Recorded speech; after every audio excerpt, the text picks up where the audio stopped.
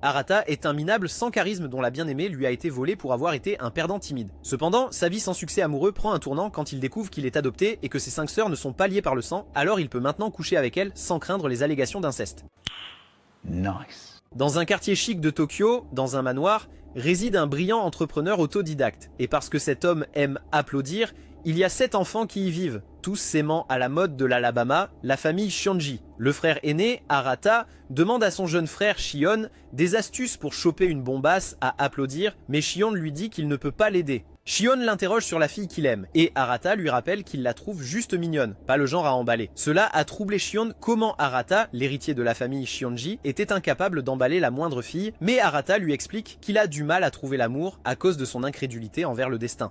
À ce moment précis, leurs 5 sœurs, Uka, Kotono, Banri, Minami et Seiya, font leur apparition, soupçonnant fortement ses 2 frères d'être en train de parler de filles. Mais Shion rétorque, révélant qu'Arata était en fait curieux des mensurations d'Uka. Cela la met furieusement en colère, alors Uka ordonne à leur chien d'attaquer Arata. Et quand l'animal commence à le mordre, les sœurs lui disent que c'est le juste retour des choses pour avoir reluqué ses propres sœurs. Arata leur explique qu'il ne pourrait jamais être intéressé par ses propres sœurs, mais Seiya lui rappelle l'incident avec Kotono. Il les assure que tout cela n'était qu'un malentendu, et Banri appuie ses dires, expliquant qu'il est tout à fait normal pour des garçons de son âge d'être curieux des histoires de leurs propres sœurs. Mais Seiya les avertit que les relations fraternelles pourraient créer des bébés tabous. Pendant ce temps, Minami et Davi Karata étant en réalité un type plutôt cool, mais quand il tente de la remercier, elle lui donne un coup de poing violent, expliquant que ses réflexes sont devenus très vifs après avoir joué à Street Fighter, ce qui laisse les autres perplexes quant à la manière dont ses réflexes fonctionnent. À ce moment-là, Uka rappelle aux garçons le prochain anniversaire de Kotono, et si Shion peut y assister, Arata leur dit qu'il a d'autres projets. Mais quand Kotono lui demande s'il peut venir, Arata l'assure qu'il sera bien là. Sur le chemin de l'école, les gens remarquent les sœurs, disant que c'est une sacrée chance que les 5 sœurs soient toutes aussi belles, et que les frères ont beaucoup de chances de vivre sous le même toit qu'elles. Pourtant, à l'école, Arata se plaint à Shion de la façon dont la réalité est différente, car eux, les garçons, sont toujours ceux qui reçoivent les punitions par rapport à leurs sœurs, et que leur père prenait toujours le parti de ces dernières. Shion comprend l'idée des gens, c'est-à-dire de voir comment ils arrivent à vivre avec Banri, qui est le beau gosse au cœur tendre, Seiya, qui est le génie adorable, Minami, qui est une future athlète olympique, Uka, qui est une future présidente du conseil, et Kotono, qui est un être pur et magnifique qui a besoin d'être protégé. Cependant, contrairement à la façon dont les autres voient ces filles comme des anges, Arata ne peut les voir que comme ses sœurs diaboliques. Mais quand Shion lui rappelle son incident avec Kotono, où elle a dit à Arata qu'elle l'aimait, Arata a été forcé de refuser ses sentiments Alabama. À cet instant, par la fenêtre, Arata aperçoit la fille qui lui plaît, Lala. Et quand Shion la voit, il comprend comment les blessures d'enfance d'Arata, infligées par les sœurs, l'ont rendu si passif envers les filles. De retour chez lui, Arata se demande s'il doit envoyer une demande d'amis à Lala, et ça l'agace que Shion ait eu raison sur sa passivité avec les filles. À ce moment, Uka arrive et lui demande de partager ses notes de cours. Elle le remercie en tant que sa jumelle pour les notes, mais il lui rappelle qu'ils sont faux jumeaux. Pendant qu'elle prend les notes, Arata ne peut s'empêcher de remarquer ses complots. Et quand il lui dit qu'elle est habillée de façon trop ouverte, elle lui dit de contrôler son regard pour ne pas être trop Alabama. À ce moment-là, elle l'interroge sur la jeune fille qu'il apprécie et, visiblement troublée, il lui avoue que c'est Lala, ce qu'elle reconnaît aussitôt. Elle lui dit alors qu'elle fait partie du même comité que Lala et lui propose de les mettre en contact, mais il l'en empêche immédiatement. Il lui explique qu'il a ses propres méthodes pour charmer les filles, ajoutant que cela ne la regarde absolument pas. Et après avoir entendu cela, Uka se vexe et quitte la pièce. Pendant ce temps, Kotono est dans sa chambre, contemplant sa photo de famille, mais elle ne peut s'empêcher de fixer du regard Arata. À l'approche de l'anniversaire de Kotono, Arata réfléchit profondément à la nature du destin, se demandant ce qu'il serait s'il n'était pas le frère des 5 sœurs. Mais lors de sa promenade pensive, il aperçoit Lala en compagnie d'un homme qu'il suppose être le père de son enfant, ce qui brise complètement le cœur d'Arata. Le week-end, sur son 31, Arata quitte sa chambre pour la fête d'anniversaire de Kotono, et en chemin, il croise Uka, qui le complimente sur le choix de sa tenue. Puis les enfants se rassemblent autour de la table du dîner, attendant leur père, mais à cet instant, une dispute éclate. Uka découvre comment Minami a pu perdre les AirPods qu'elle lui avait prêtés, et elles commencent à se traiter de tous les noms, souhaitant n'avoir jamais été sœurs. Pendant que les autres ne peuvent que les regarder, Arata en a eu assez et leur ordonne d'arrêter. Il leur rappelle qu'elles resteront toujours des sœurs, et les autres lui sourient, montrant leur approbation pour son court discours.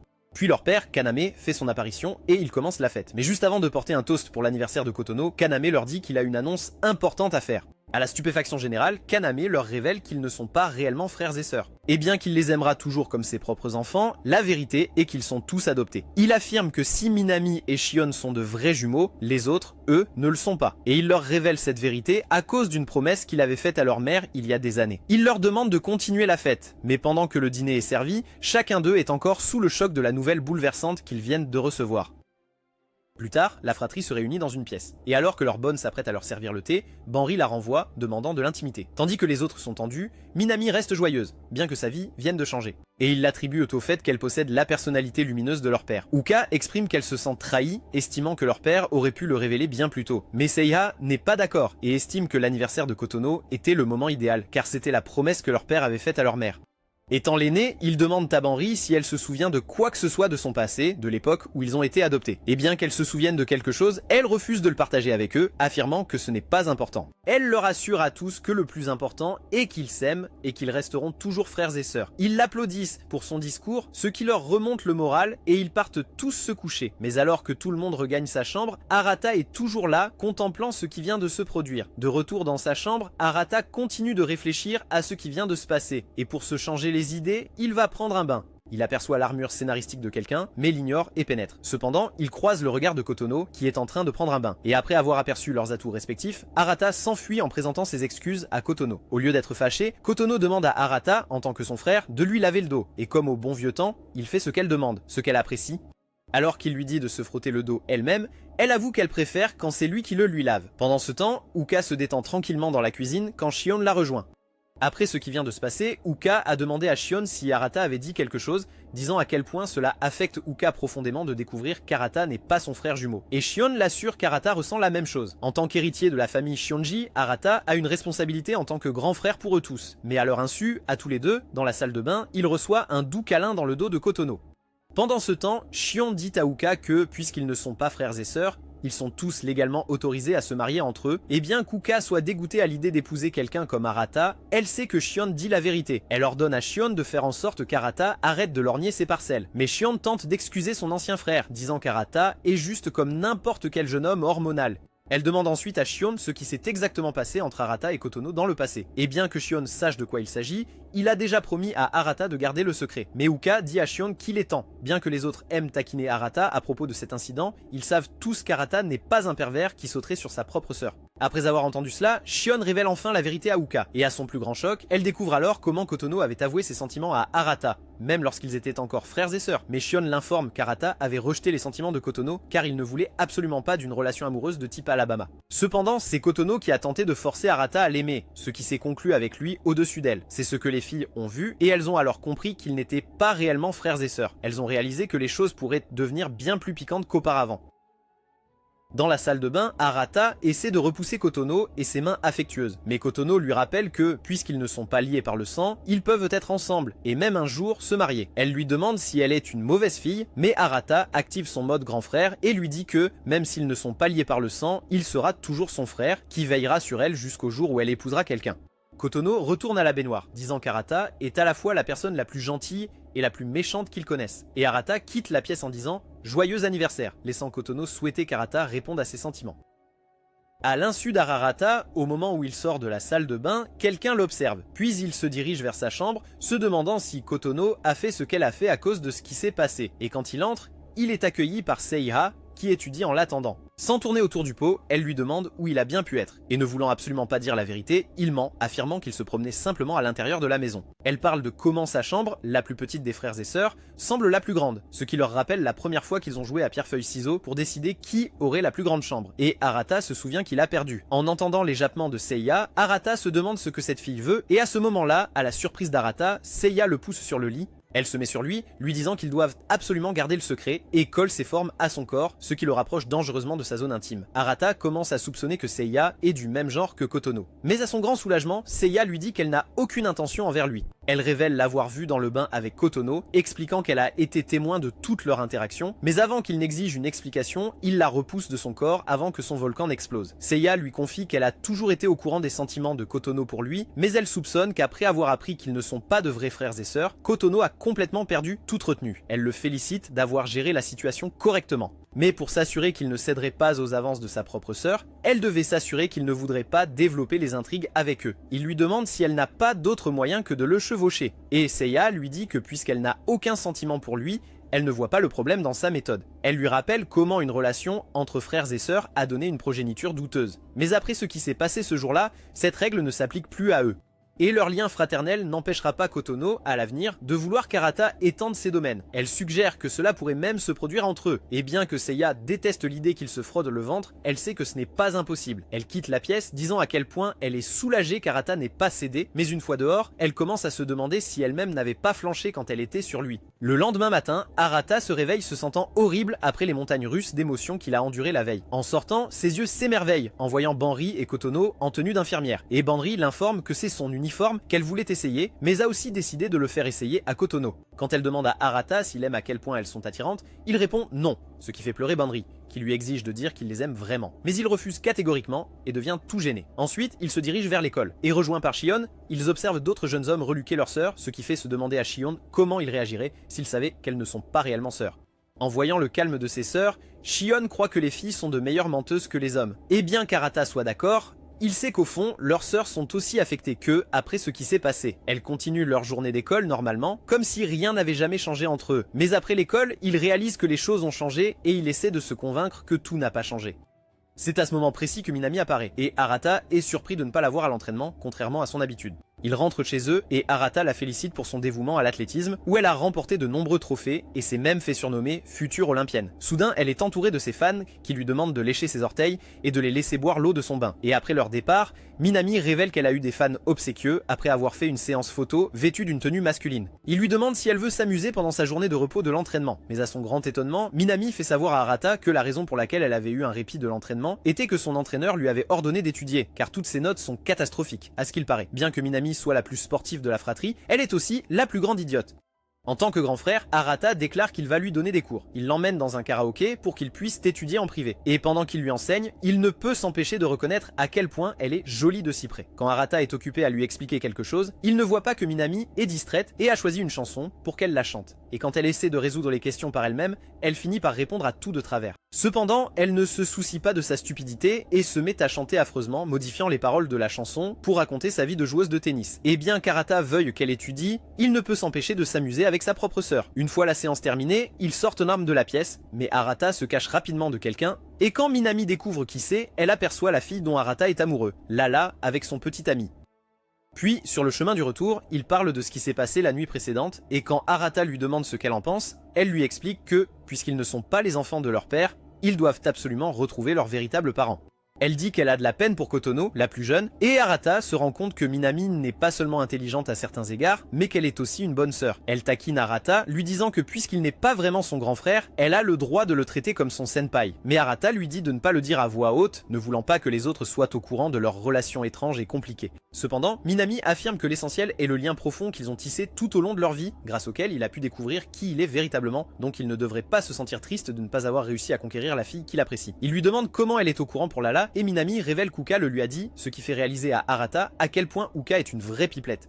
Minami assure Arata que, en tant qu'ancienne sœur, elle sait à quel point il est une bonne personne, alors il devrait se remonter le moral même si Lala n'a pas pu voir quel genre de personne il est, contrairement à ses sœurs. Et Arata est touchée par ce qu'elle dit. De retour à la maison, Minami tend un gâteau à Uka, ce qui lui fait plaisir, et lui rend ses écouteurs, s'excusant de les avoir perdus auparavant. Cependant, bien qu'Uka accepte son pot de vin, elle rend les écouteurs à Minami, lui disant de les garder, ce qu'elle accepte, mettant fin à leur précédente dispute en paix. Le lendemain matin, après s'être réveillé, Arata se brosse les dents comme d'habitude, pensant à ce que Kotono avait fait l'autre jour.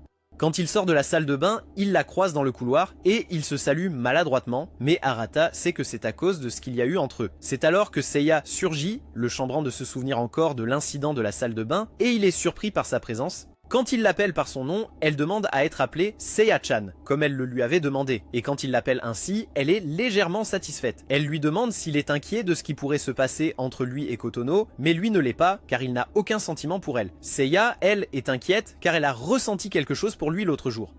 Soudain, Minami apparaît, agissant comme si elle sortait tout droit de Street Fighter, et elle aborde Arata au sujet de leur partie de jeu de l'autre jour, se vantant de l'avoir vaincu un nombre incalculable de fois. Quand elle appelle Arata Senpai, Seiya est surprise et informe Minami qu'elle devrait appeler quelqu'un Senpai quand il est plus mature et non un idiot comme Arata. Alors que les deux filles partent, Arata se demande pourquoi il doit commencer sa journée comme ça. Puis, à l'école, Arata se fige en apercevant Lala et décide de ne rien faire. Uka surgit, se moquant de lui disant qu'il devrait simplement lui avouer son amour, et lorsqu'il lui apprend que Lala fréquente quelqu'un, elle lui rétorque qu'il a perdu toute son aura après avoir été rejeté sans lui avoir révélé ses sentiments. À ce moment-là, les amis d'Uka l'appellent, et en retrouvant ses amis, elle leur annonce qu'elle ira à un parc marin pour l'anniversaire de Kotono. En la regardant, Arata n'arrive pas à croire à quel point Uka est populaire auprès de tout le monde, pensant à quel point elle est différente de la petite diablesse qu'il connaît à la maison. Les amis d'Uka remarquent Arata derrière elle et elles disent à Uka à quel point Arata est vraiment canon, disant qu'elles adoreraient sortir avec lui et être la mère de ses enfants. Cependant, Uka leur dit que c'est une très mauvaise idée, car elle est persuadée qu'Arata est un parfait abruti, incapable de séduire une jolie fille. Mais en voulant rabaisser Arata, elle ne peut s'empêcher de le complimenter, et finit par rougir de ses propres mots. Quand ils partent en cours, Arata entend parler de la sortie au parc marin et espère que rien d'étrange ne s'y passera. Le lendemain, le frère ou la sœur arrive au parc marin pour l'anniversaire de Kotono. En voyant la mascotte du lieu, Uka et Minami se rudent sur elle, voulant prendre une photo. Minami dit aux autres qu'elle commence à avoir faim, et en entendant cela, Banri demande à Arata de l'accompagner pour l'aider à chercher de la nourriture. Quelques instants plus tard, tous deux vont chercher à manger pour les autres, mais quand ils regardent la mascotte, ils ne sont plus là, laissant Arata et Banri avec la nourriture. Arata essaie de les appeler pour savoir où ils sont, mais quand ils ne répondent pas à ses appels, Arata pense qu'ils sont dans une attraction, et Banri a une idée. Elle déclare qu'ils sont en rendez-vous, juste tous les deux, persuadés qu'ils finiront par retrouver les autres. Et quand Arata lui demande ce qu'ils font avec la nourriture, Arata finit par devoir tout manger lui-même. Comme un vrai couple, Banri s'accroche au bras viril d'Arata. Et il se dit que, malgré le charme de la sœur aînée de Banri, elle rend toujours Arata nerveux. Il remarque comment ses bras collent à ses atouts, ce qui le fait rougir, et quand il essaie de lui rappeler qu'il est son frère, elle lui dit que personne ici ne sait qu'ils sont frères et sœurs. Alors il devrait juste profiter de l'instant. Quand Arata rougit encore plus fort à son propos, au lieu de s'écarter, Banri le taquine en disant qu'elle sait qu'il apprécie ses stratagèmes et il devient gêné. Banri s'excuse pour ses stratagèmes en disant qu'ils sont trop grands pour être contrôlés, surtout pour un gars sans expérience comme lui. Emotional, damn it! Alors qu'il marche côte à côte, Banri lui dit qu'il devrait être content d'avoir une telle baddie à ses côtés. Bien que cela l'agace, Arata reconnaît que tous les hommes qui aiment Gooning autour d'eux leur lancent des regards noirs à cause de Banri. À ce moment-là, elle lui propose de toucher ses melons comme une gâterie et il devient rouge comme une tomate, lui disant d'arrêter. En montant les escaliers, Arata ne peut s'empêcher de fixer la belle vue devant lui et il trébuche dans les escaliers, ce qui le met complètement mal à l'aise. Elle lui tend la main pour l'aider et quand il accepte son offre, elle le trouve mignon. Ensuite, tous deux profitent de leur rendez-vous privé pendant que les autres font de même. Cependant, Arata n'arrête pas d'essayer d'appeler et après de nombreuses tentatives, il réussit à contacter Shion qui l'informe de leur position. Cependant, elles sont loin l'une de l'autre. Alors elle décide juste de s'amuser. Les filles parlent de la façon dont Banri va énormément taquiner Arata, au point de lui faire regretter de n'avoir jamais été son frère. Elles reportent leur attention sur la fille dont c'est l'anniversaire, Kotono, et l'encouragent à profiter de sa journée en faisant toutes les attractions qu'elle désire. De retour auprès d'Arata, lui et Banri se reposent après toutes les attractions qu'ils ont faites. Et tandis que Banri a faim, Arata, lui, ne l'est pas après toute la nourriture qu'il a mangée plus tôt. Quand elle croque dans les churros, Arata remarque à quel point son sourire est précieux derrière son attitude de renarde. Il devient curieux de savoir ce qu'elle pense de l'annonce de leur père, alors il lui demande directement. Elle explique comment, bien qu'elle ait été choquée initialement, elle voulait connaître les détails, et Arata comprend à quel point elle y a réfléchi. Elle lui demande à quoi il pense, et quand il lui confie qu'il ne veut pas que leur lien fraternel change, les yeux de Banri pétillent, trouvant qu'il est adorable, elle lui frotte la tête comme une grande sœur, et ça lui rappelle qu'elle le faisait toujours quand Uka et les autres le faisaient pleurer. Banri dit à Arata qu'en tant qu'aînée, elle a fait le vœu de toujours les protéger, même si cela signifie donner sa vie. Cela rappelle à Arata que Banri a toujours été comme ça, protégeant constamment les autres et étant la meilleure grande sœur que l'on puisse désirer. Soudain, une petite fille un peu stupide surgit avec des boissons et elle glisse, ce qui fait voler la boisson directement vers Banri. Cependant, Arata agit rapidement et se place entre eux, ce qui le mouille. La petite sotte s'excuse, mais Arata lui dit chaleureusement que ce n'est pas grave. Banri s'inquiète pour lui, lui disant qu'il n'aurait pas dû faire ça, mais tout comme elle, Arata exprime qu'il les protégera tous à ses côtés en tant que son petit frère. Cela séduit Banri, lui faisant réaliser à quel point Arata est un homme.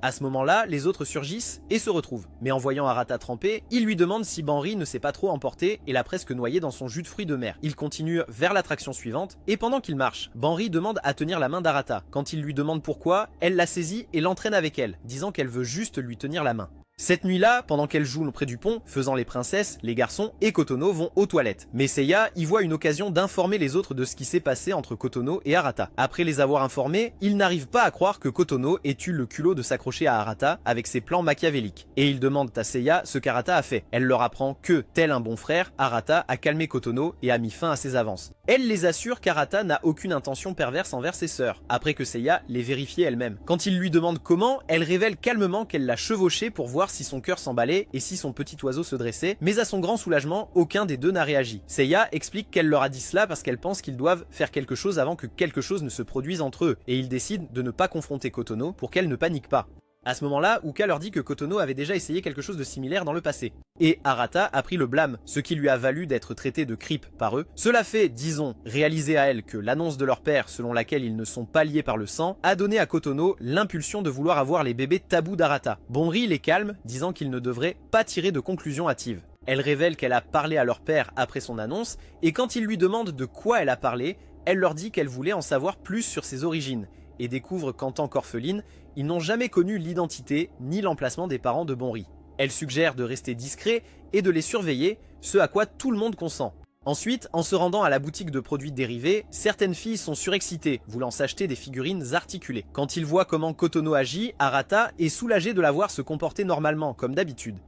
Il sait que l'annonce de leur père les a tous pris par surprise, mais il est heureux de voir qu'ils continuent de passer du temps ensemble comme d'habitude, et il est convaincu que rien ne changera jamais entre eux. À ce moment-là, un spectacle de feux d'artifice commence, et ils en profitent tous ensemble, comme de vrais frères et sœurs. Plus tard, pendant que les autres achètent des souvenirs, Arata aperçoit une jeune fille qui ressemble étrangement à Lala, et il devient nerveux pendant une seconde. Uka surgit, le voyant nerveux, et l'invite à se promener avec elle. Elle parle de l'étrange sensation de savoir qu'ils ne sont pas de vrais jumeaux, mais Arata interrompt sa réflexion, disant qu'elle sera toujours sa jumelle, même s'ils ne le sont pas. Après avoir entendu cela, Uka raconte comment, par le passé, il croyait pouvoir utiliser la télépathie en tant que jumeau et qu'il savait en permanence ce que l'autre pensait. Cela trouble Arata d'entendre ça, et il lui demande pourquoi elle a soudainement abordé ce sujet. À son grand choc, Uka dit à Arata qu'elle l'aime, lui faisant réaliser que tout est sur le point de changer. Quelques jours auparavant à l'école, Shion avait demandé à Arata s'il avait déjà vu l'une de leurs sœurs d'un œil romantique, mais au lieu de répondre, Arata lui a demandé pourquoi il posait cette question. Shion a expliqué que du moment qu'ils n'étaient plus considérés comme frères et sœurs, avoir des enfants n'était plus un tabou,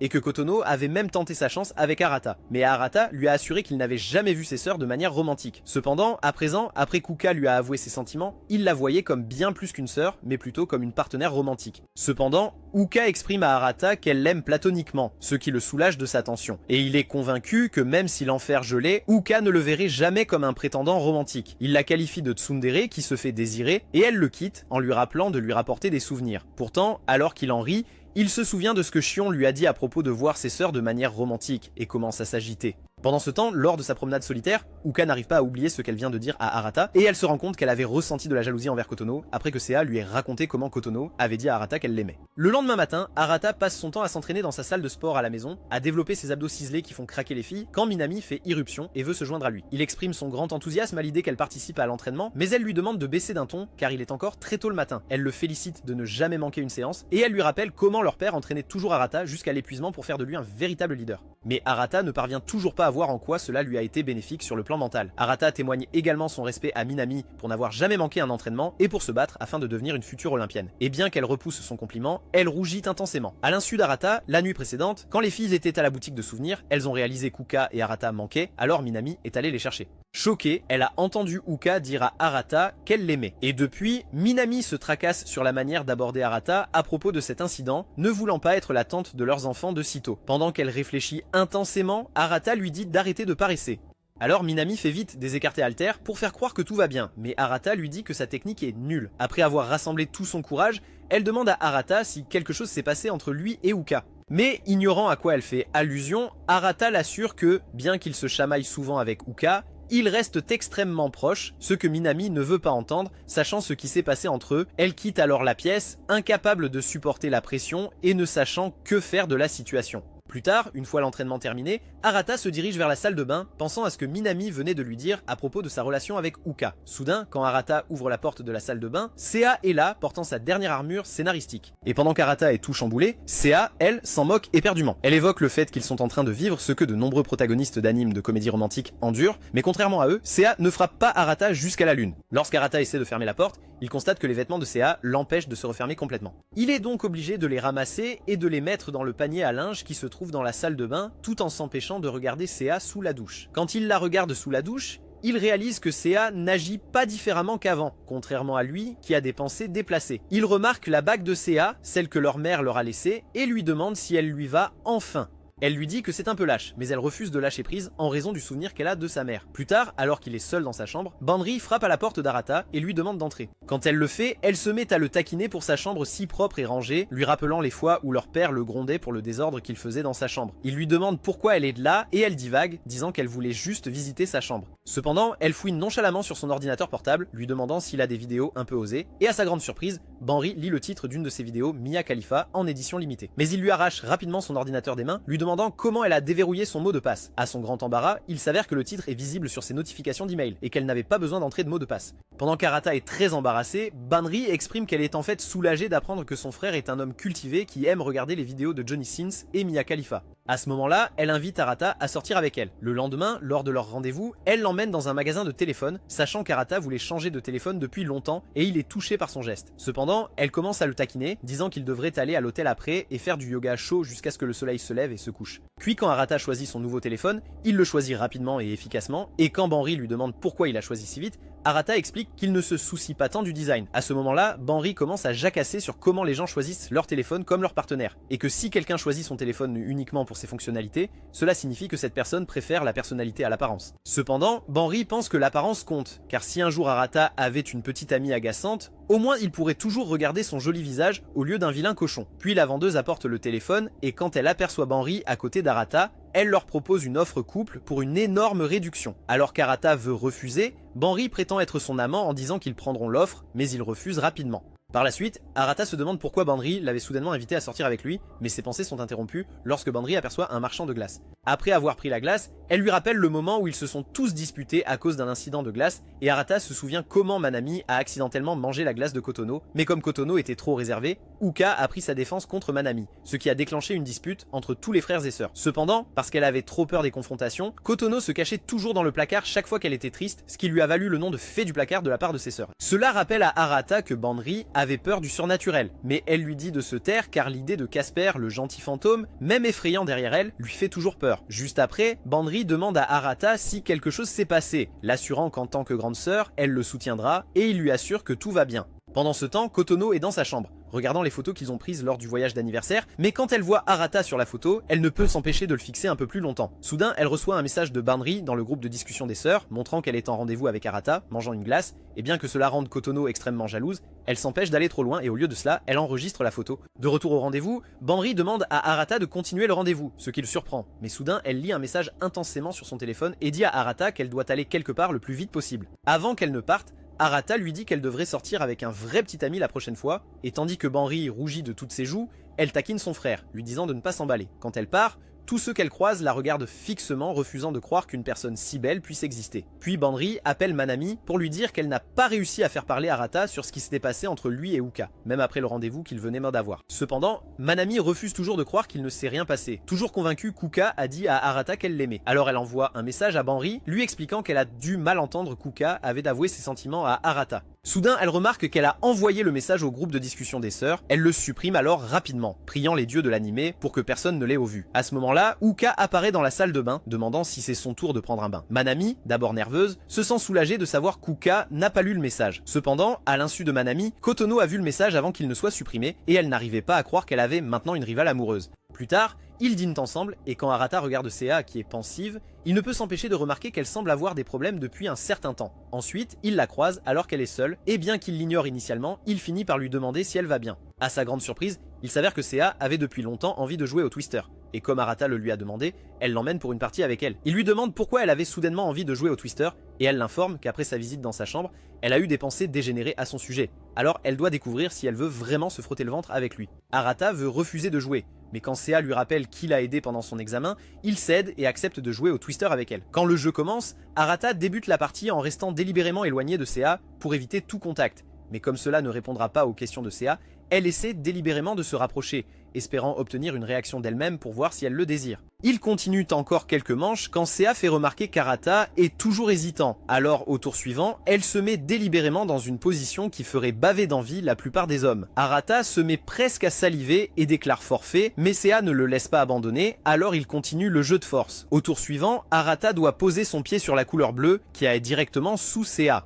Il fait de son mieux pour être prudent, mais il finit quand même par heurter ses gâteaux de riz, ce qui le fait mal fonctionner à cause de leur douceur. À ce moment-là, Seiya se met à blablater sur les hormones humaines et elle explique comment les humains ont à la fois de la dopamine, libérée quand ils gagnent quelque chose, et de l'ocytocine, libérée quand une personne veut faire du yoga chaud avec quelqu'un. Elle se demande à quel moment elle passe de la dopamine à l'ocytocine quand elle est avec Arata, qu'elle voit comme quelqu'un qui peut faire ronronner sa chatte. Pile à ce moment-là, elle adopte une posture assez particulière que Mia Khalifa a l'habitude d'adopter, ce qui, à ce moment-là, donne à Arata l'envie d'être Johnny Sins. Il commence à s'agiter, mais soudain Seiya perd ses forces et laisse tomber ses gâteaux de riz sur le corps d'Arata, disant que ses muscles ont lâché. Arata n'arrive pas à croire qu'il ait senti les gâteaux de riz de sa propre sœur sur lui, mais au soulagement de Seiya, elle dit à Arata qu'elle n'a eu aucune pensée déplacée envers lui pendant le jeu, ce qui signifie qu'elle peut continuer sa vie normalement. Quand Seiya part, elle remercie Arata pour son aide, ce qui le laisse frustré, se demandant quelle absurdité venait de se produire. Juste à ce moment-là, Uka surgit ayant entendu sa frustration et elle lui propose de la rejoindre plus tard pour une partie de jeu. Arata se demande alors pourquoi Uka lui demanderait soudainement de jouer à des jeux avec elle seule. Et il suppose que c'est parce qu'elle veut vraiment jouer avec lui. Il se souvient encore comment Uka le mettait en prise de soumission chaque fois qu'elle perdait contre lui, mais ce qui le dérange le plus, c'est qu'elle lui a dit qu'elle l'aimait à l'improviste. Ils commencent à jouer, Uka joue avec enthousiasme, comme si c'était le meilleur jeu du monde, tandis qu'Arata joue calmement. À ce moment-là, trop excitée, elle s'appuie sur sa jambe et Arata réalise qu'elle ne se rend pas compte qu'elle est collée à lui, mais en voyant le sourire éclatant qu'elle a sur le visage, il ne peut s'empêcher de la voir comme sa petite sœur adorable. Bien qu'Uka réussisse à battre Arata pendant les premières manches, Arata trouve son rythme et la vainc encore et encore, la laissant anéantie par le nombre de défaites qu'elle a subies face à lui.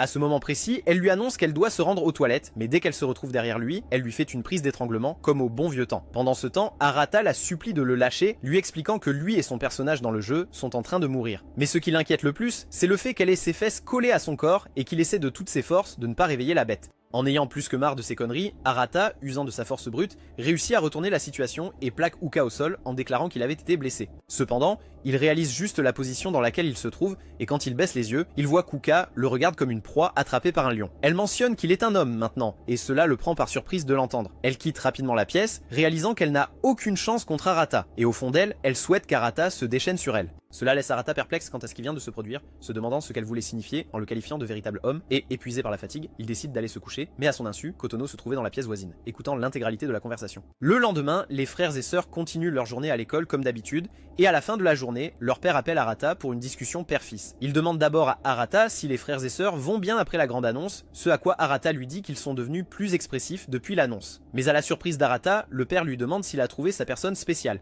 Pendant ce temps, les filles regardent ensemble une série romantique où le gars demande sa bien-aimée en mariage sur un pont. Alors que Banri trouve ça romantique qu'un homme déclare son amour en pleine nature, Uka est dégoûtée de voir une fille se faire demander en mariage en pleine nature comme une clocharde. Elle demande à Uka quelle est sa situation idéale et elle exprime qu'elle aimerait être demandée en mariage par un alpha riche dans un restaurant de luxe avec une bague d'1 million de dollars. Seiya lui dit qu'elle devrait arrêter le henny. Et quand on lui pose la même question, Seiya exprime qu'elle aimerait épouser quelqu'un qui a déjà tout planifié, depuis le nombre d'enfants qu'ils auront jusqu'au nombre de séances de yoga chaud par semaine. Cependant, Minami coupe court au sujet en disant que ce qui compte vraiment, ce n'est pas le lieu ou les circonstances, mais la personne qui leur fait sa demande, ce à quoi elles acquiescent toutes de tout cœur. Alors qu'ils sont en train de retourner à leur chambre, Kotono perd peu à peu la maîtrise de ses émotions, et quand elle craque complètement, à la stupéfaction générale, elle leur déclare qu'elle est follement amoureuse d'Arata. Banri tente de la calmer, persuadée qu'elle l'aime comme un frère, mais Kotono réitère sa déclaration, insistant sur le fait qu'elle aime Arata et qu'elle souhaite l'épouser. Après tout ce qu'elle a vu,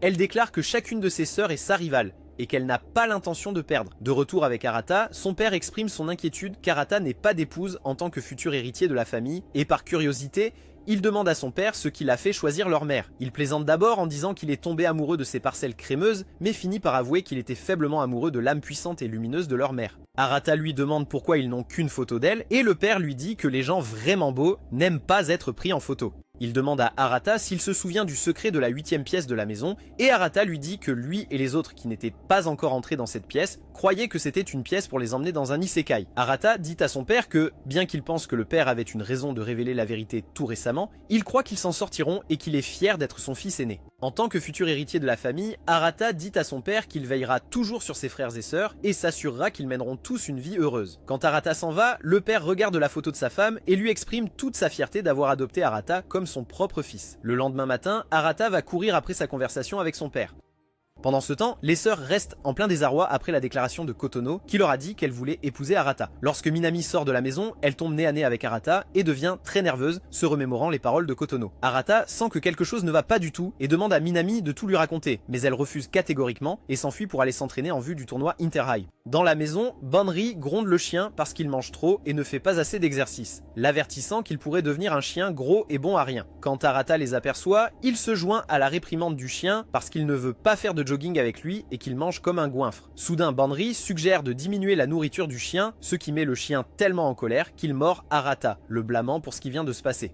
À ce moment-là, Shion apparaît, prenant son petit déjeuner, et il rappelle à Banri qu'elle est en retard pour sa réunion de la journée. Cependant, en voyant le corps d'Arata gisant sur le sol, il se demande bien ce qu'il devrait en faire. Plus tard, lors de l'entraînement de tennis, Minami a beaucoup de mal à se concentrer, toujours préoccupée par les paroles de Kotono. Pourtant, même si elle n'est pas en grande forme, elle est tout de même félicitée par ses camarades, qui lui demandent quel est son secret. Au lieu de répondre sérieusement, Minami déblatère des bêtises sur les lions et les chats. C'est alors que Minami aperçoit sa supérieure, Nao, et la met au défi d'une partie, en pariant une boisson. Elle joue à un jeu de tennis enfantin qui met à l'épreuve leur agilité, et Minami l'emporte finalement.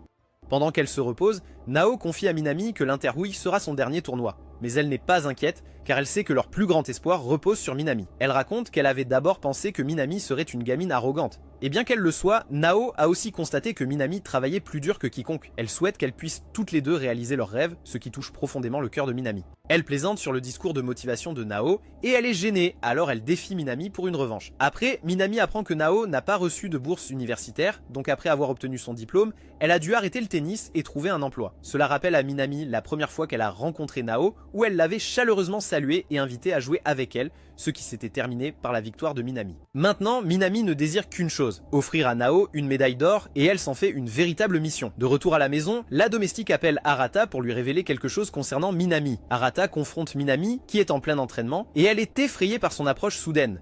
Soudain, Arata se déclare être son entraîneur, et tandis qu'elle ne cesse de répéter qu'elle n'en a pas besoin, il lui révèle qu'il est au courant de sa blessure. Il lui apprend que la femme de chambre l'a vu se bander les chevilles. Et Arata a bien l'intention de rester à ses côtés pendant toute la durée de son entraînement. Pendant ce temps, Uka est dans sa chambre, pensant toujours à ce que Kotono leur a dit. Et bien qu'ils aient voulu croire que Kotono n'était pas sérieuse, Seiya les a avertis que, n'étant plus liés par le sang, la déclaration d'amour de Kotono envers Arata devait être prise au sérieux, ce à quoi Uka pense encore cette nuit.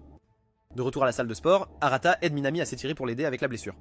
Cela lui rappelle le temps où ils s'étiraient ensemble par le passé, mais contrairement à avant, il remarque à quel point le corps de Minami a évolué, de sa peau douce à ses rondeurs souples. Il détourne rapidement son esprit de cela en demandant à Minami si elle a informé son équipe de sa cheville, et elle lui répond que non. Arata tente de la réprimander, mais Minami exprime son désir de remporter l'Inter-High non seulement pour elle-même, mais aussi pour quelqu'un de cher. Une fois ses propres étirements terminés, elle le positionne sur la table et commence à étirer Arata. Lorsqu'elle s'appuie de tout son poids sur son dos, il sent distinctement ses attributs sacrés s'enfoncer contre lui. Mais à son plus grand étonnement, il réalise qu'elle ne semble absolument pas les remarquer. Après avoir quitté la salle de sport, Arata croise Kotono, qui se fige en le voyant. Il réalise que c'est la première fois qu'ils sont seuls depuis le drôle d'incident dans la salle de bain. Elle lui demande s'il était seul avec Minami, car elle craint qu'elle ne lui parle de sa déclaration, et il lui dit que oui. Kotono insiste et lui demande si Minami se comportait étrangement, et Arata est troublée après la séance d'étirement qu'il venait d'avoir. Mais il lui répond que non. Arata demande à Kotono si elle est au courant de quelque chose, mais elle est embarrassée et s'enfuit rapidement dans sa chambre. Quelques jours plus tard, Minami participe à la demi-finale de l'interlycée, et avec sa senior en tête, elle surmonte sa douleur et gagne le match en voyant son équipe et elle en finale. Devant le bus, l'équipe la félicite de les avoir menés en finale.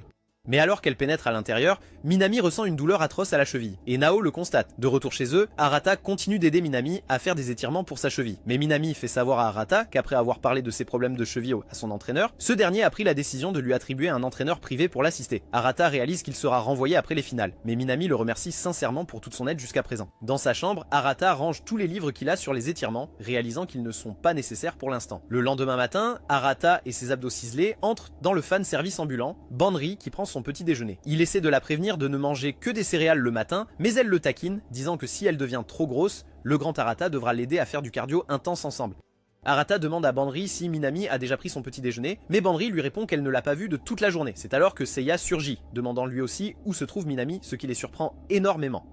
Quand les autres arrivent, ils leur demandent s'ils connaissent l'endroit où se trouve Minami, ce qu'ils ignorent. Mais à leur grande surprise, Shion les informe que les baskets de Minami sont toujours là, ce qui signifie que Minami n'est pas avec son équipe en finale et qu'elle a disparu. Ils cherchent rapidement Minami dans sa chambre, et quand ils ne la trouvent pas, ils s'inquiètent terriblement pour elle. Soudain, à leur grande surprise, Minami fait son apparition, disant qu'elle venait tout juste d'aller à la supérette. Quand on l'interroge sur sa finale du tournoi interlycée, elle les écarte d'un revers de main, affirmant qu'elle maîtrise parfaitement la situation. Il demande alors à Shion s'il est au courant de quoi que ce soit, et il leur répond qu'il n'en sait absolument rien. Arata, très inquiet, se rend donc dans sa chambre, s'attendant à la trouver en larmes. Mais à sa grande surprise, Minami est en train de grignoter joyeusement comme un gros cochon, profitant pleinement de la vie. Arata exprime son inquiétude pour elle, et elle révèle qu'après que son entraîneur a découvert sa blessure, elle a souhaité retirer de l'équipe pour éviter qu'elle ne risque son brillant avenir. Arata lui demande si elle est d'accord de ne pas se battre pour cette personne qui lui est chère, et Minami le repousse, disant qu'elle n'a pas le choix. Au moment où Arata s'apprête à partir, il se retourne et voit Minami lui sourire à contre-cœur. Quand il sort, Shion apparaît pour l'affronter, et lui révèle quelque chose qu'il n'avait dit à personne. Il raconte à Arata que, plus tôt ce matin-là, devant la maison, il a vu Minami pleurer seul, évitant d'être vu par quiconque. Et Shion a choisi de faire semblant de ne pas le voir, car il sait que Minami ne veut pas que les autres s'inquiètent, alors qu'au fond d'elle, elle souffre profondément. Après avoir entendu cela, Arata fait irruption dans la chambre de Minami et l'emmène avec lui dehors, où Uka et les autres attendent Minami pour qu'ils puissent tous la soutenir lors de sa finale de tennis. En chemin, tandis que les autres s'inquiètent d'être en retard, Minami est perdue dans ses pensées, se souvenant du moment où elle a été retirée de l'équipe après que Nao ait informé l'entraîneur de sa blessure par inquiétude. Minami les a suppliés de la laisser concourir, révélant qu'elle savait que c'était la dernière danse de Nao avec le tennis et qu'elle voulait que ce soit une victoire pour elle. Nao a serré Minami dans ses bras, la remerciant, mais lui a demandé de ne pas risquer sa blessure pour son avenir. Arata dit à Minami qu'il n'est pas sûr qu'ils aient pris la bonne décision et lui a demandé d'abandonner si quelque chose tourne mal. Il lui a aussi demandé de ne plus jamais leur mentir, ni à elle-même. Pendant ce temps, l'équipe de Minami perd la compétition de double, ne laissant que la compétition de simple pour ramener l'or à Nao et son équipe. De retour à la voiture, tout le monde panique car ils sont coincés dans les embouteillages. Et Arata réfléchit intensément à ce qu'il faut faire pour y arriver. À ce moment-là, il remarque des vélos en libre service sur le côté de la rue, et Seiya leur dit qu'elle a l'application pour les louer. Arata tire rapidement Minami avec lui pour aller à la compétition, et Shion tend à Minami son équipement de tennis en lui souhaitant bonne chance. Pendant le trajet à vélo, Arata fait de son mieux pour aller le plus vite possible, transpirant et peinant à respirer correctement. Il rappelle à Minami une époque, il y a des années, où leur école leur avait demandé d'écrire des choses pour leur mère pour la fête des mères. Mais comme leur mère est déjà partie, chacun d'eux a eu du mal à écrire quoi que ce soit à cause de leur tristesse, sauf Minami. À l'époque, Minami exprime à sa mère décédée comment elle et ses frères et sœurs se sont rapprochés en son absence. Et Arata exprime combien il l'apprécie en tant que membre de la famille qui a toujours souri, même dans les moments les plus difficiles. Arata dit à Minami que même si elle n'est pas un génie, elle est une bosseuse qui a une attitude positive. Et Arata prie pour qu'elle soit récompensée pour tout son dur travail. En finale, Nao parvient à remporter sa partie du match en simple, laissant à la remplaçante de Minami le soin de gagner la sienne. Cependant, Minami et Arata arrivent auprès de Nao et de l'équipe après un long trajet à vélo. Avant que Minami ne puisse dire quoi que ce soit, Arata s'incline jusqu'au sol, suppliant l'entraîneur de laisser Minami jouer, disant que pour elle, le match qui est sur le point de commencer est aussi important pour Minami que son avenir. Après avoir entendu cela, Nao se porte garante de Minami, et l'entraîneur décide de laisser Minami jouer. Ensuite, le match commence, et quand le track commence à gagner Minami, sa famille l'encourage depuis les tribunes, ce qui fait baisser son stress. Minami est la première à servir, et grâce à son talent, elle parvient à remporter le premier point contre son adversaire. Puis l'adversaire sert à nouveau, mais cette fois, elle met Minami en difficulté pour suivre. Et juste au moment où Minami croit gagner, l'adversaire contre. Cela force Minami à utiliser sa cheville gauche, ce qui la met à rude épreuve. Et elle réussit à gagner un autre point au péril de se blesser. Après une finale exténuante, l'équipe de Minami a pleuré de désespoir quand Minami a perdu le match. Elle essaie de leur remonter le moral, s'excusant de sa défaite, et propose à Nao de la gifler après toutes les grandes déclarations qu'elle avait faites avant le match sur la victoire. Au lieu d'une gifle, Nao s'incline devant elle, la remerciant de les avoir aidés à réaliser leur rêve de concourir à un niveau élevé. Elle prie pour que cette partie n'ait pas d'impact sur son avenir. Et Minami se retient de pleurer. Pendant ce temps, les frères et sœurs attendent que Minami rentre à la maison avec eux. Mais ils savent qu'après son chagrin, elle est seule quelque part. Arata part à sa recherche et la trouve seule, assise sur un banc. Quand elle le voit, Minami se dévalorise, disant qu'elle s'est laissée voir humiliée devant eux et que sa propre équipe l'a même remercié malgré la défaite. Elle le remercie, lui et les autres, de l'avoir amené là et se dit prête à passer au chapitre suivant après sa perte. Cependant, Arata la serre dans ses bras et lui dit d'arrêter de se mentir à elle-même, pas tant qu'elle est dans les bras de son frère. Minami commence à se demander ce qu'elle doit accomplir pour être enfin à la hauteur, depuis le fait de devenir la meilleure joueuse de tennis, jusqu'à remporter Wimbledon et battre tous les records. Elle désire ardemment savoir ce qu'elle doit faire pour acquérir plus de force afin de ne plus jamais perdre au moment décisif. Et Arata l'assure qu'avec le temps, elle deviendra forte. Et Minami pleure à chaudes larmes dans les bras d'Arata.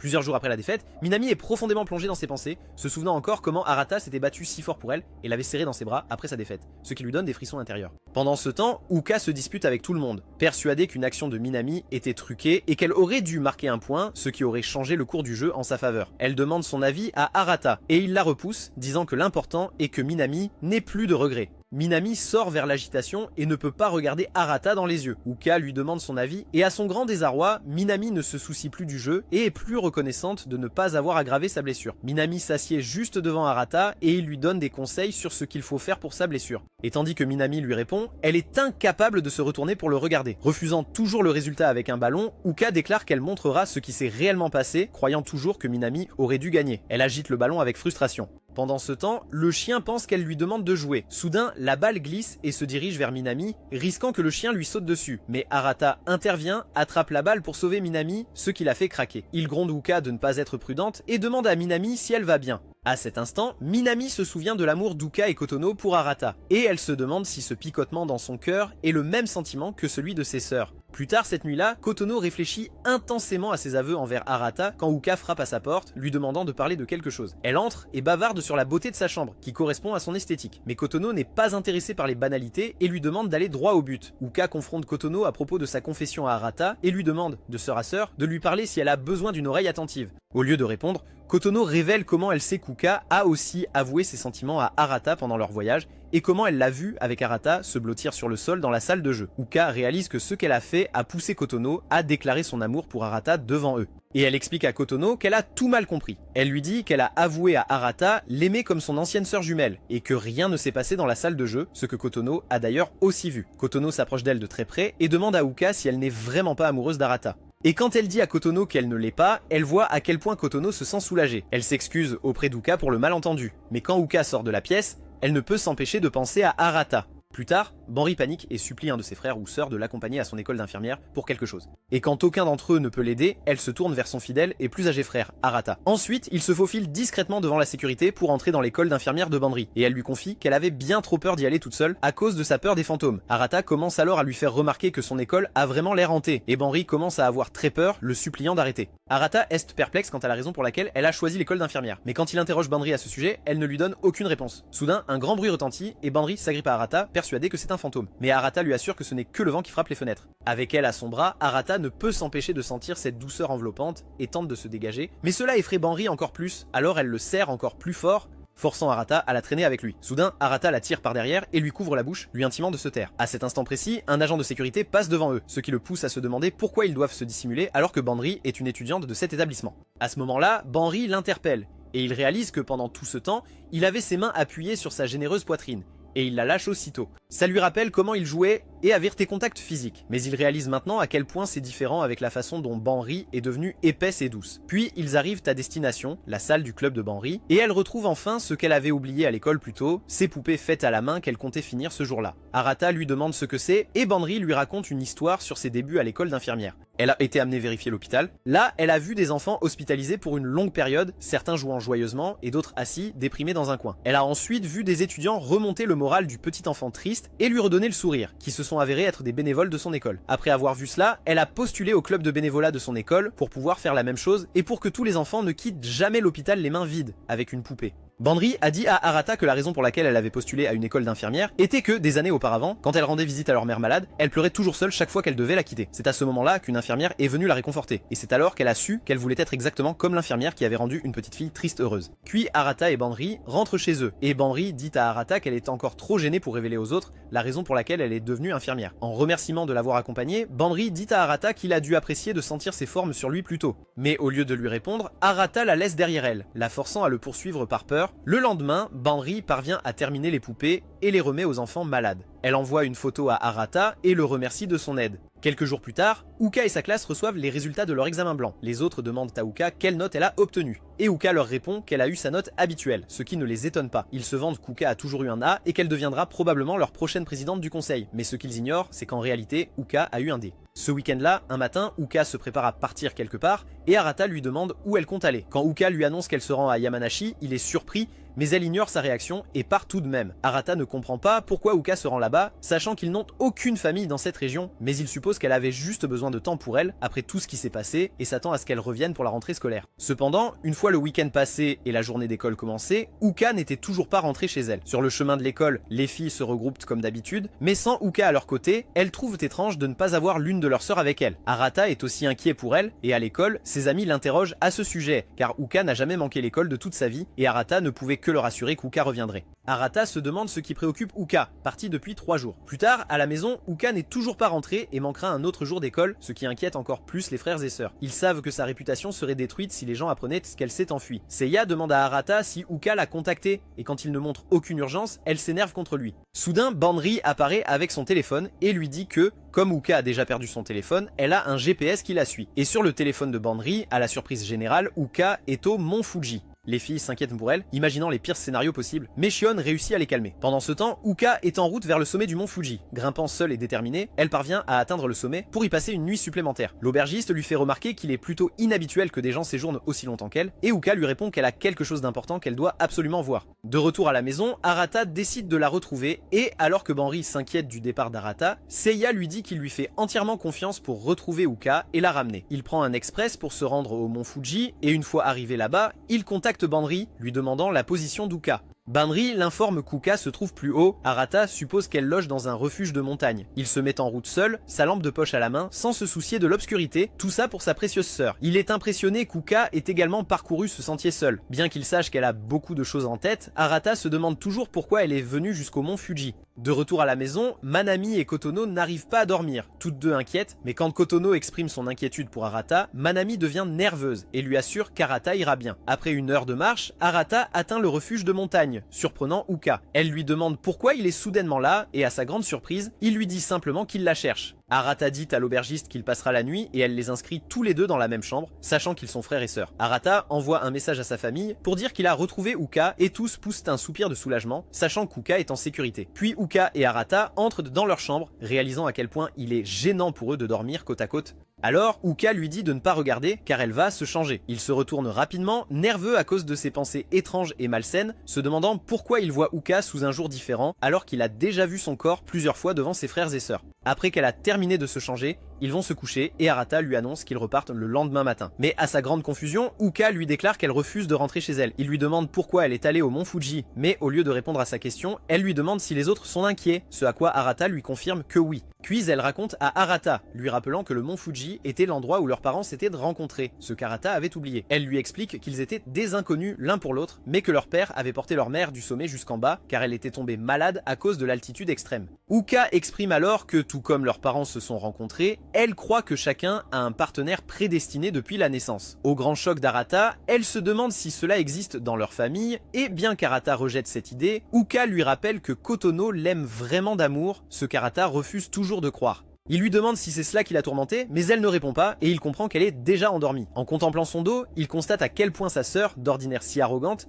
paraît à présent si faible et si fragile, et que l'incroyable Uka Shunji n'est finalement qu'une jeune fille ordinaire. Il replace délicatement sa couverture sur elle, puis va se coucher pour pouvoir se reposer en vue du voyage de retour du lendemain. Cependant, quand il se réveille, à sa grande surprise, Uka n'est pas là à ses côtés et à la place, elle a laissé un mot lui disant qu'elle est rentrée chez elle en premier. Il ne croit pas ce qu'elle a dit et contacte Banri pour lui demander où se trouve Uka. Banri lui dit qu'Uka est toujours au sommet de la montagne et Arata s'y rend. Pendant ce temps, Uka continue son ascension seule. Et quand elle atteint le sommet, elle se tient là, seule, confondant les autres visiteurs qui l'avaient vue la veille, les faisant se demander ce qu'elle pouvait bien faire. Alors que le brouillard commence à s'épaissir, Uka s'impatiente d'attendre son amant destiné, alors elle redescend, se demandant pourquoi elle est là en premier lieu. Arata tente de la rejoindre à mi-chemin de l'ascension du sommet, mais ne la trouve pas, alors il redescend, supposant qu'Uka est descendu avant lui au refuge, et rentre chez elle. De retour avec Uka, elle s'est distraite et s'est perdue dans les montagnes. Après avoir réalisé que personne n'était là, elle essaie de trouver des gens, les appelant, mais la mort l'appelle alors qu'elle glisse le long de la montagne et atterrit là où personne ne peut l'atteindre. Elle réalise que sa jambe était horriblement blessée et crie désespérément à l'aide. De retour auprès d'Arata, l'aubergiste lui dit qu'Uka n'est pas revenue et que ses bagages sont toujours là. De retour chez elle, Banri a perdu le signal d'Uka et ne sait plus où elle se trouve. Alors que la mort approche, la vie d'Uka défile devant ses yeux et elle se souvient du moment où son père lui a offert les boucles d'oreilles de sa mère. Elle lui demanda comment ils s'étaient rencontrés et le père raconta à Uka l'histoire de sa mère qu'il avait sauvée sur le mont Fuji. Pour elle, son père était comme un prince qui avait rencontré sa princesse sur le plus haut sommet du Japon, et le père assura à Uka qu'elle trouverait un jour son prince. Uka se réveille alors, réalisant qu'elle s'était endormie un instant. Elle réalise que sa vie est en danger, mais ne voit pas en quoi cela importe, car elle a encore causé des problèmes à sa famille. Elle regarde la boucle d'oreille que son père lui a donnée, et elle tombe de sa main. Elle peine à le trouver dans le brouillard, mais voit une lumière s'y refléter, ce qui l'aide à le récupérer. Elle lève rapidement les yeux pour trouver la source de lumière, et là, elle voit Arata, son prince, lui rappelant ce que son père lui avait dit sur le destin. Il y a des années, à l'époque, chaque fois qu'Uka avait quelque chose à exprimer ou à confier, elle en parlait toujours à son père et le vieil homme l'écoutait toujours avec le sourire. Mais après ce qui s'est passé récemment, Uka n'a plus été capable de faire la même chose. Même quand son père l'a interrogé, elle l'a repoussé. De retour sur le mont Fuji, Arata voit la blessure à la jambe d'Uka, et sans hésiter un instant, il lui dit de monter sur son dos pour qu'il puisse la porter. Elle essaie de faire la dure, disant qu'elle peut marcher seule, mais Arata lui dit d'arrêter ses bêtises et de monter sur son dos. Pendant ce temps, les autres frères et sœurs sont très inquiets, ne sachant pas ce qui se passe sur la montagne, à tel point que même leur père a annulé sa réunion et rentre à la maison. De retour sur la montagne, Arata ramène Uka sur le sentier, rentrant lentement là où il logeait. Il réalise vite qu'avec la forte pluie qui tombe sur eux, il a du mal à marcher et à respirer. À ce moment-là, Uka avoue que la raison pour laquelle elle est allée à la montagne, c'est qu'elle a vu un TikTok qui disait que si une personne apportait les objets précieux d'un défunt, elle pourrait revoir cette personne décédée une dernière fois. Mais elle réalise maintenant que c'est impossible, puisqu'elle n'est pas vraiment la fille de sa mère et qu'elle n'a pas de vraie famille dans ce monde. Les larmes aux yeux, elle exprime douloureusement qu'elle ne peut plus parler à son père comme elle le faisait, sachant que tout a changé, même si tout le monde lui assurait que rien n'avait changé. Avec ses notes qui baissent et sa tête pleine de soucis, elle ne sait plus quoi faire. Du fond de son cœur, Arata dit à Uka que malgré tout ce qui s'est passé, il est toujours son jumeau, et c'est pourquoi il a réussi à la retrouver. Même s'ils ne sont pas une vraie famille, Arata assure à Uka qu'il sera toujours là pour elle, et son épaule sera toujours là pour qu'elle puisse pleurer. Ça fait monter les larmes aux yeux d'Uka, et pendant qu'Arata jacasse, elle pleure sur son épaule. Ensuite, ils quittent l'auberge et redescendent de la montagne, où, à leur grande surprise, Banri et les autres l'attendent, lui disant à quel point ils étaient inquiets depuis qu'Arata avait cessé de les contacter. Quand Banri remarque la blessure d'Uka, elle passe en mode maman et commence à s'inquiéter pour elle. Il révèle que la raison de leur présence est que Minami a exigé qu'ils les poursuivent, et quand Arata remercie Minami pour cela, Minami rougit. Pendant le trajet en voiture, ils demandent à Uka pourquoi elle s'est enfuie au mont Fuji. Ne voulant pas dire la vérité, elle leur répond simplement qu'elle voulait voir où leurs parents s'étaient rencontrés. Ils acceptent sa raison avec gentillesse, mais Uka se sent tiraillée par leur bienveillance après son coup de tête et réalise qu'elle ne pourra jamais leur révéler la vraie raison de sa fugue. Soudainement, Arata tombe sur son épaule et s'endort lourdement. Uka rougit et se souvient comment, par le passé, elle l'avait réprimandé pour ne pas être un gentleman et lui avait appris à toujours offrir son épaule quand une femme en a besoin. Arata avait alors exigé l'égalité des genres et Uka avait accepté que les femmes devraient aussi offrir leur épaule à un homme pourvu que cet homme soit leur partenaire amoureux. Et maintenant, Uka ne peut s'empêcher de repenser à ces mots et de voir Arata comme un partenaire romantique. Alors elle le laisse dormir sur son épaule. Quand il rentre, les autres s'apprêtent à décharger la voiture quand Uka réalise qu'Arata ne se réveille pas et que sa température est très élevée.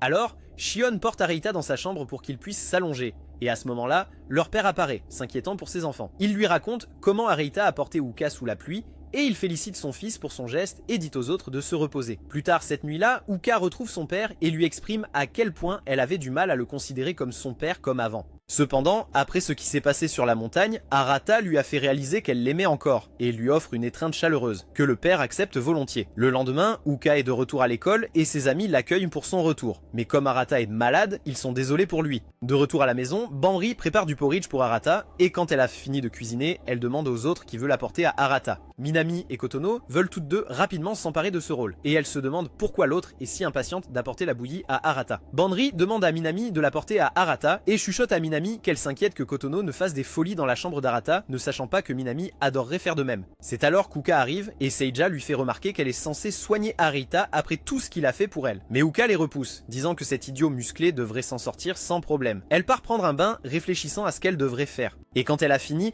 elle dit aux autres que la salle de bain est libre et va secrètement dans la chambre d'Arata, disant qu'elle va chercher le bol de bouillie. Quand Uka entre dans la pièce, elle s'excuse pour ce qui s'est passé et exprime à quel point elle est vraiment heureuse qu'Arata soit venue la sauver. Elle dit à Arata que l'une des choses qu'elle voulait demander à leur mère décédée était si elle pouvait tomber amoureuse de lui. Mais bien qu'elle n'ait pas rencontré leur mère, elle connaît maintenant ses sentiments pour lui après la façon dont il l'a sauvée et réconfortée. Pendant que les autres s'amusent et chahutent en bas, ignorant tout de ce qui se déroule à l'étage, Uka, elle, est seule dans la chambre d'Arata, l'embrassant avec tendresse et laissant le baiser s'attarder. Pendant tout ce temps, Arata est profondément endormie. Elle prend ensuite le bol de bouillie et quitte la pièce en lui disant qu'elle reviendra plus tard. Mais à son insu, quand elle part, Arata est bien réveillée, se disant « Mais qu'est-ce que c'est que cette histoire ?» Quelques jours plus tard, pour prendre l'air, Arata et les autres se rendent à la villa de vacances de leur famille. Une que Arata se rappelle être l'endroit où ils passaient toutes leurs vacances. Mais cette fois, leur père n'est pas avec eux, donc il n'y a que les frères et sœurs. Quand Arata imagine leur position habituelle de sommeil, Bandri surgit soudainement de derrière, le taquinant sur le fait de faire trembler le lit avec elle, et Arata la réprimande pour ses idées de scénario complètement dégénérées. Puis, quand il regarde Uka, il ne peut s'empêcher de se souvenir comment elle l'a embrassé après qu'elle l'ait cru endormie. Il se demande ce qu'Uka voulait dire quand elle a dit qu'elle l'aimait bien. Mais à ce moment-là, Uka remarque qu'Arata est plongé dans ses pensées, alors elle va le confronter, lui demandant s'il va bien. Il tente de la repousser, mais quand il aperçoit ses lèvres pulpeuses, les mêmes qu'il avait embrassées, il se met à paniquer et s'enfuit en courant. Plus tard, Arata est en pleine douche, plongé dans ses pensées, quand Shion fait soudainement irruption, lui disant qu'il avait oublié de refermer la porte. Arata lui demande où il était parti, et à son grand étonnement, Shion lui avoue qu'il était allé retrouver ses vrais parents, et que c'était lui qui avait suggéré ce voyage afin de pouvoir atteindre cet objectif. Cependant, il l'informe qu'il n'a pas réussi à les trouver. Il demande à Arata s'il est aussi curieux de ses vrais parents, et Arata exprime que, bien qu'il ait un certain intérêt, il ne voit que leur père comme son père, car il estime que le lien du sang ne détermine pas la famille.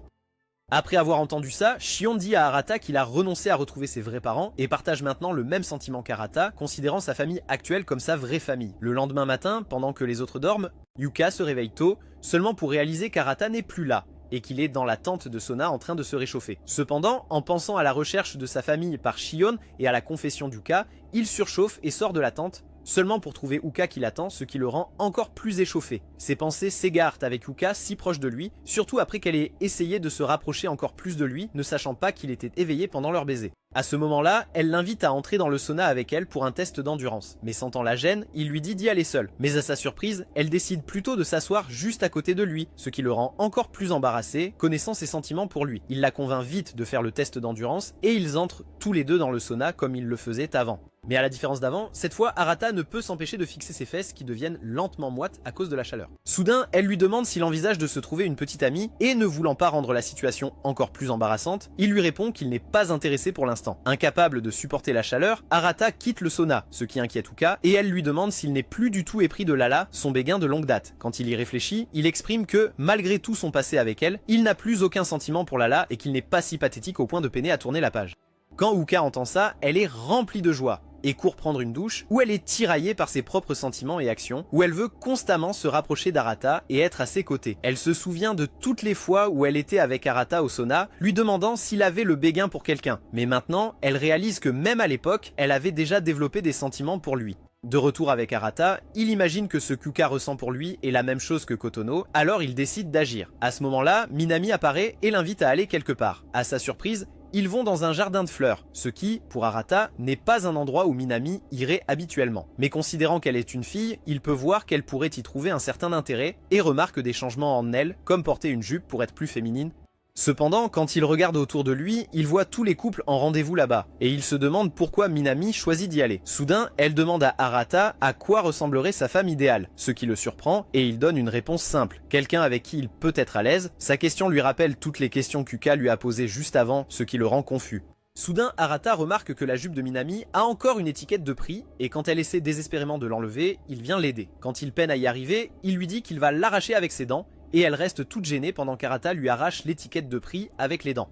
Par la suite, ils profitent pleinement de leur sortie au parc, prenant des photos pour immortaliser ce moment, et avant qu'ils ne s'en rendent compte, 2 heures s'écoulent. Arata propose à Minami de rentrer à la maison, et elle lui révèle soudainement qu'elle est amoureuse de quelqu'un. Bien qu'il ignore de qui il s'agit, Arata exprime sa grande joie pour sa petite sœur, et lorsqu'il raconte le rendez-vous qu'ils viennent de passer ensemble, il comprend qu'elle s'entraînait pour un rendez-vous galant en se servant de lui comme partenaire d'entraînement. Elle exprime à quel point leur sortie est vraiment utile, puis s'enfuit, tout embarrassée, pour acheter des articles. Là, elle va acheter des articles assortis pour elle et Arata afin de montrer sa gratitude, et tout ce qui l'intéresse, c'est le bonheur de sa petite sœur. Mais quand il se souvient que Minami lui a dit qu'elle était amoureuse de quelqu'un, il ne peut s'empêcher de se rappeler la confession d'Uka, ce qui fait trembler son cerveau. Le lendemain, les frères et sœurs vont à une cascade pour nager comme au bon vieux temps, se mouillant et portant des maillots de bain. Des signes à l'arrière reluquant les filles, pensant qu'elles sont là pour un shooting, et Shion dit à Arata la chance qu'ils ont d'être toujours aux premières loges pour voir les intrigues de leur sœur.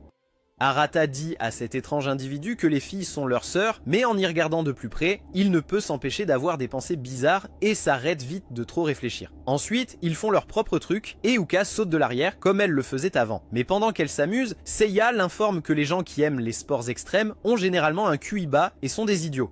En entendant cela, Shion se souvient comment Seiya rejoignait Uka et lui tenait la main en sautant. Mais Seiya écarte vite l'idée, disant que son ancien moi était stupide. Uka invite ensuite Arata à la rejoindre, mais en voyant sa beauté, il refuse vite, ne voulant pas sauter en faisant un salut complet. Elle demande alors à Minami si elle veut sauter, et celle-ci lui dit qu'elle ne veut sauter que si Arata la rejoint. Après avoir entendu cela, Arata accepte de l'accompagner et elle saisit cette occasion pour lui prendre la main avant de sauter avec lui à ses côtés.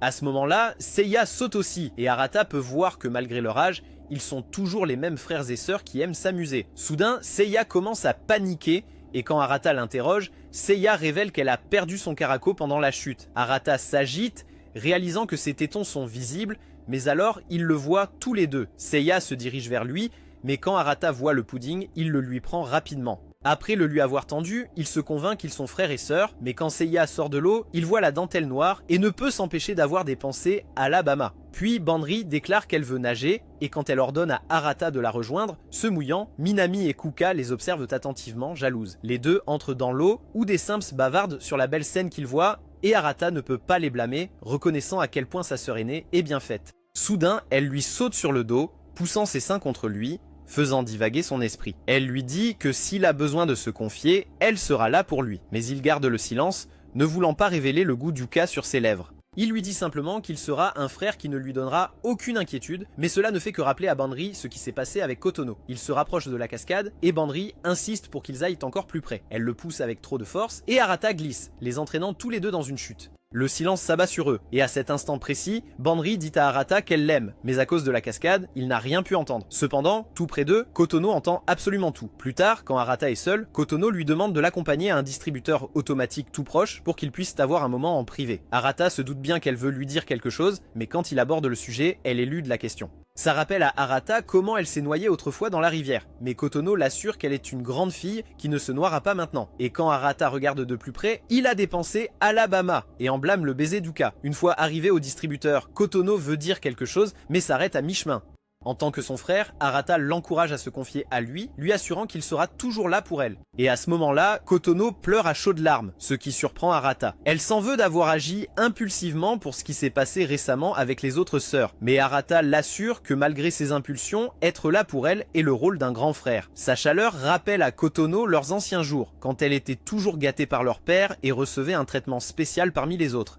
Cela a incité les autres à faire de même sans jamais impliquer Kotono dans leurs activités, ce qui donne à Kotono le sentiment que rien ne changerait si elle venait à disparaître subitement. Puis un jour, la panique s'est emparée de tous quand Kotono était en train de se noyer dans la rivière. Les autres ne pouvaient que regarder avec effroi, voyant Kotono si près de la mort. Mais Arata fut celui qui intervint et la sauva de finir au fond de l'eau. Une fois sauvée, elle s'excusa auprès d'Arata d'être un fardeau pour lui et pour tous. Mais en grand frère, Arata dit à Kotono qu'il serait toujours là pour la sauver. À ce moment-là, Kotono a vu Arata différemment des autres, comme quelqu'un qui la faisait passer en premier. Et cela lui a donné envie qu'Arata soit plus qu'un simple grand frère. Quand ils sont retournés vers les autres, Bondri les a grondés pour leur retard. Mais à ce moment-là, Minami et Uka ont réalisé que Kotono avait réussi à passer du temps seul avec Arata, ce qui les a rendus partagés.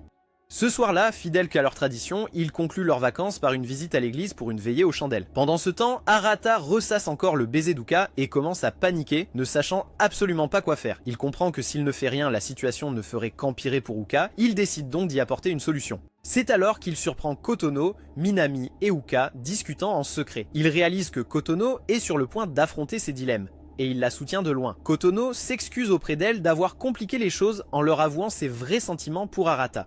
Elle révèle qu'elle a vu le message envoyé par Minami et qu'elle sait aussi pour la confession d'Uka à Arata dans le parc d'attractions. Elle déclare qu'elle aime vraiment Arata et s'excuse pour son égoïsme. Cependant, à la grande surprise de Kotono, Minami avoue qu'elle aime elle aussi Arata d'un amour romantique et qu'elle refuse désormais de le cacher. Elle déclare donc à Kotono qu'à partir de ce moment, elles seront des rivales en amour. Soudainement, Uka avoue également qu'elle aime Arata, ce qui les surprend tous les deux. Elle révèle qu'au fond d'elle-même, elle l'aime depuis un moment, mais qu'elle était toujours dans le déni jusqu'à maintenant. Les trois se font face, Et en tant que sœurs, elles promettent que celle qu'Arata choisira d'aimer et de câliner, les deux autres n'auront aucune rancune et continueront à s'aimer comme frères et sœurs. Pendant ce temps, Arata, qui a tout entendu, maudit les dieux de l'amour fraternel pour ce que ses oreilles viennent d'entendre. Mais ce qu'ils ne savent pas encore, c'est que parmi eux, il y a une vraie fratrie qui attend d'être révélée. Commentez ci-dessous Sœur Bisou si vous avez fini la vidéo. Abonnez-vous pour ne pas manquer la prochaine saison. A plus tard.